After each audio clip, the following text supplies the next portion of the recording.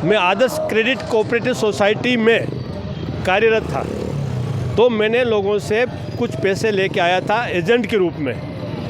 अब सोसाइटी जब पैसा नहीं देने लगी तो लोग मेरे घर आकर के बैठने लगे। फिर मैंने अपनी जेब में जितने थे उन लोगों को पैसे दे कर के विदा किया, लेकिन उसमें से कुछ लोग तो शहीद हो गए। अब मेरी स्थिति यह रही कि अब मैं उनको पैसे देने में असमर्थ हो गया। अब मैं आदर्श क्रेडिट कोऑपरेटिव सोसाइटी की तरफ से सरकार को ये निवेदन करना चाहता हूँ कि अगर ये पैसा नहीं हुआ तो हम और आगे आंदोलन करेंगे, आमरण अनशन का आंदोलन करेंगे और पैसा लेकर रहेंगे। इसी उपलक्ष्य में आज हमने ये प्रथम रैली जो निकाली है, ये सरकार को ये संदेश देना चाहते हैं कि हमारे पैसे का भुगतान करें और हमारे को जीवित रखें। तो भाई साहब अपने पोते की शिक्षा के लिए पैसा आरक्षित किया था। इसमें सुरक्षित किया कि भाई पोता जो बड़ा होगा वो डॉक्टर इंजीनियर बनेगा तो पैसा काम आएगा, लेकिन पोता भी अब डॉक्टरी में जाना चाहता है, पैसा सारा अटक गया। और इस पैसा आदर्श सोसाइटी में अटकने के कारण मेरे पोते की शिक्षा में बाधा आ रही है। बड़ा कष्ट में रात को नींद खराब हो जाती है। होशियार बच्चा है, बचपन से ही हमने उसको होशियार किया है। अब बच्चे की इच्छाएं भी मर रही है और मुझे भी मेरी भी नींद खराब हो रही है। और आदर्श सोसाइटी ये पैसा नहीं चुका रही है और कलेक्टर से मिलते हैं तो कलेक्टर कहता है कि हमको पूछ करके निवेश किया था क्या पैसे का आदर्श सोसाइटी में। अब उनको क्या कहें, बड़े आदमी है, उन्होंने ये नहीं सोचा कि जनता को पूछ करके लाइसेंस दिया था क्या आपने। वो सड़क के किनारे आदर्श सोसाइटी वाला अपना कार्यालय खोल कर बैठा था। उस तरफ तो इन प्रशासन इनका ब्यूरोक्रेसी का इन IAS और IRS का ध्यान नहीं जाता और हमसे वो कहते हैं कि हमको पूछ करके पैसा निवेश किया था क्या। कितनी बुरी बात है। इस तरह की भाषा सुनने को मिलती है। कहाँ जाएं, इतने बरस हो गए, अरे हम तो सारा सपना चूर हो गया जो पोते की शिक्षा के लिए दुख पा करके इकट्ठा किया था। और कोई बेटे के पास भी कोई इनकम का साधन नहीं है, तो मैंने सोचा था चलो पोतों की शिक्षा मैं करवा दूंगा, लेकिन अब अटका हुआ है मामला। पोता भी दुखी है, बेटा भी परेशान हो रहा है, मैं भी परेशान हूँ। सरकार की 5 किलो की योजना है ना, उसका लाभ लो ना। सरकार, लेकिन जो हमारा ही पैसा काम नहीं तो हम सरकार से लोन क्यों ले। 5 किलो की योजना। कौन सी 5 किलो की योजना? राशन नहीं, राशन मैं उस श्रेणी में नहीं आता। हम राशन की श्रेणी में नहीं आते और हमारा बच्चे हमारे पढ़ने में होशियार हैं, लेकिन आर्थिक स्थिति नहीं आते या इस श्रेणी में लाया जा रहा है? नहीं, अब लाया जा रहा है। पैसा अटक गया हमारा और हम तो हमारा ही पैसा मांग रहे हैं। हम कोई झोली फैला रहे हैं, लेकिन कैसी स्थिति बना दी सरकार ने। ये साफ साफ ढिलाई है सरकार की और इन IAS अफसरों की ढिलाई है। ये सोसाइटी का उसको पंजीयन किया है तो उसका संभाला क्यों नहीं करते। देश के नागरिक का पैसे सुरक्षित नहीं है तो नागरिक कहाँ से सुरक्षित? भाई यही तो हो रहा है। उस पैसे को वो पैसा समय पर काम नहीं आया। कहते हैं अंट का धन कंठ की विद्या। अगर वो धन हमारे काम नहीं आया तो किस काम का धन? मेरा तो जीवन निकलता जा रहा है और मन के मन में बात रह रही है। रात को कभी याद आ जाती है तो नींद खराब हो जाती है, लेकिन क्या करें। अब डॉक्टर इंजीनियर तो नेताओं के बच्चे पढ़ेंगे, आपके बच्चे पढ़ के क्या करेंगे? अब ये इसी तरह से हो रहा है। इन चोरों का, जो भ्रष्टाचारी, उनके पास पैसा इकट्ठा हो रहा है। अब करोड़ रुपया अब सुनने को मिलता है कि ये पैसा जो है ये कहीं अटका हुआ है, कोई ले दे के करता है। अरे साधारण जनता की सुनवाई नहीं करते। अगर ये बुरी थी सोसाइटी तो इसको ऑफिस क्यों खोल नहीं दिया सरकार ने? क्या सरकार की आंखें बंद थी? वो बड़ा बोर्ड लगा करके विज्ञापन किया था उसने, हज़ारों पेम्पलेट बांटे थे, हज़ारों लोग उससे जुड़े थे। कई वर्षों तक उसने अपना आदर्श सोसाइटी का ऑफिस चलाया। उस समय क्यों नहीं ध्यान आया प्रशासन के?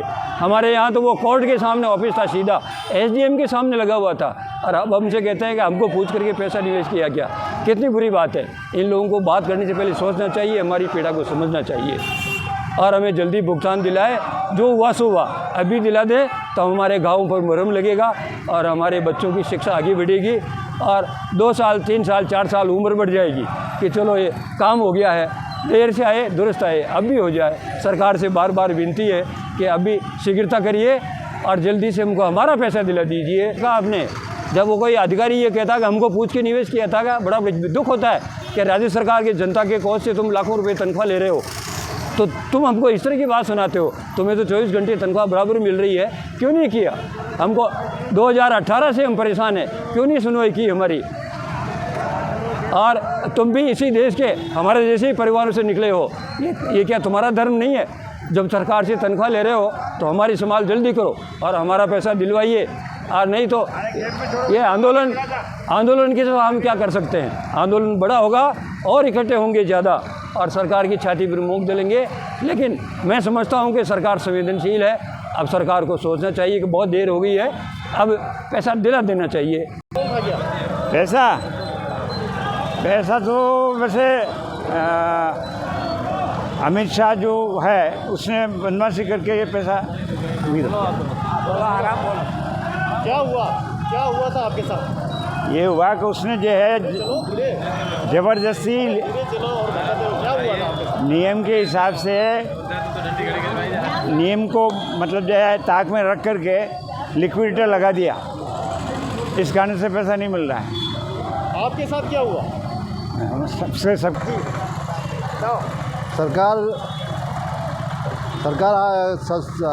कोऑपरेटिव सोसाइटी को बंद करके भुगतान रोक दिया सदस्यों का, निवेशकों को भुगतान नहीं दे रही है सरकार, और इसलिए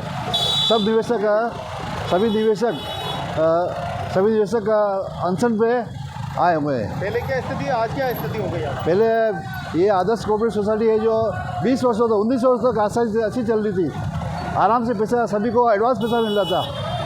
बीच में कोई लफड़ा करके किसी ने ऐसा उस पर डाल दिया लगा कि सरकार के कोऑपरेटिव के खिलाफ कानून बना के उसको कानून के अंदर सिकंजे में ले लिया और उसको लिक्विडेट बैठा दिया।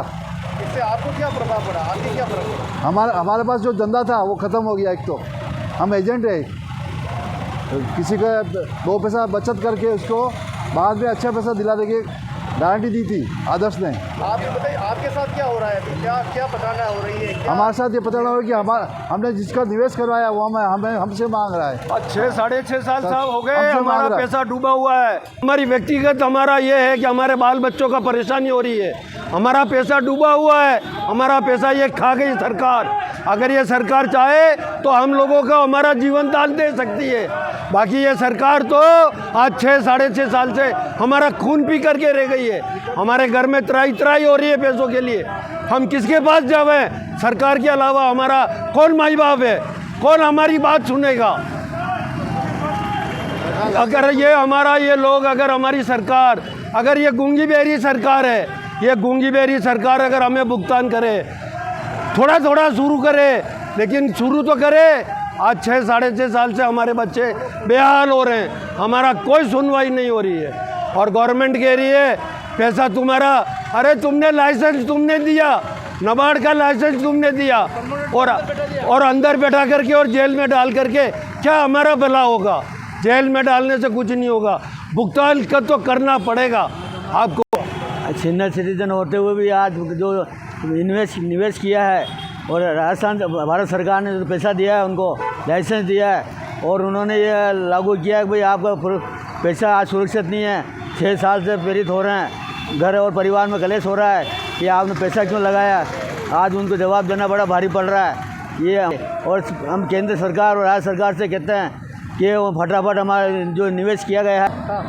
मैंने अपना पैसा आदर्श में जमा कराया, मुझे पता चला कि आदर्श की रैली निकल रही है, तो मैं भी इसमें शामिल होने आया हूँ और सहयोग करने आया हूँ इसमें।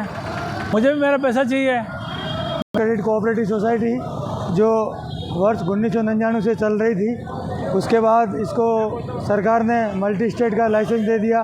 पूरे भारत में इसकी 810 ब्रांचें थी और उसमें लगभग 4 लाख एडवाइज़र थे, 21 लाख निवेशक थे और करीब 14,000 करोड़ रुपए लोगों का फंसा हुआ है। 2018 तक सही चल रही थी आदर्श क्रेडिट कोऑपरेटिव सोसाइटी। 2019 में सरकार ने बैंड लगा दिया। उसके बाद आज 6.5 साल हो गए हैं, लोग बाग दर की ठोकरें खा रहे हैं, गरीब लोगों के खून पैसे की कमाई नहीं मिल पा रही है। कितने ही एजेंटों और निवेशकों ने आत्महत्या कर ली है। ये सरकार ने बैंड लगा रखा है। सरकार को इसके बारे में निर्णय लेना चाहिए। और गरीब जनता विगत 6.5 साल से हम हमारे एरिया में विधायक महोदय को, सांसद महोदय को, कलेक्टर महोदय को ज्ञापन देकर थक चुके हैं। हमने जयपुर वहाँ भी इकट्ठे हुए थे, दिल्ली में रामलीला मैदान में इकट्ठे हुए थे, वहाँ पर भी ज्ञापन दिया था, लेकिन अभी तक हमारी एक भी बात सरकार ने नहीं। हम विगत 6 साल से दर की ठोकरें खा रहे हैं और कितने ही पब्लिक ने आत्महत्या कर ली है, इतने परेशान हो रहे हैं। इसके लिए आज दिनांक 15 अक्टूबर 2024 को उदयपुर में ये भव्य रैली का आयोजन किया गया है आदर्श क्रेडिट कोऑपरेटिव सोसाइटी की। इसमें पूरे भारत से लगभग 2500 निवेशक और एडवाइज़र सम्मिलित हुए हैं। सरकार से मेरा अनुरोध है कि गरीब जनता को हित को ध्यान में रखते हुए 21 लाख पब्लिक, मतलब एक घर से अगर 10-10 पब्लिक समझे तो ही लगभग 3 करोड़ पब्लिक परेशान है। इसको ध्यान में रखते हुए गरीब लोगों का पैसा अविलंब भुगतान कराने का श्रम करावें।